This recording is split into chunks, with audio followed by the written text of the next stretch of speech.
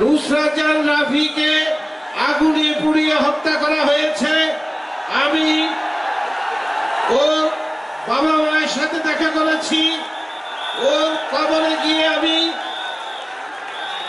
কবরে গিয়েছি, নিশ্চয় আপনারা জানেন। আমি শুধু বলতে চাই, ইতিমধ্যেই আমি দুই একটি ঘোষণা দিয়েছি।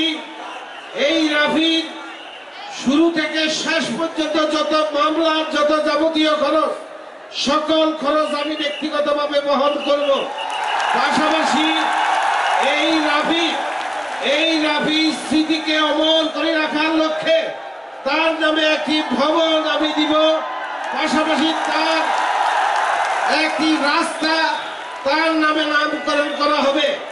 আমি আর কথা না বাড়িয়ে শুধু এইটুকু বলবো, আজকে আপনাদের এই এলাকার কৃতি সন্তান, আমার অত্যন্ত স্নেহভাজন ফেনী পৌরসভার প্যানেল মেয়র নজরুল ইসলাম স্বপন মিয়াজি যে সুন্দর আয়োজন করেছে, আমার ব্যক্তিগত পক্ষ থেকে এবং ফেনী জেলা আওয়ামী লীগের পক্ষ থেকে আন্তরিক অভিনন্দন এবং শুভেচ্ছা জানাই।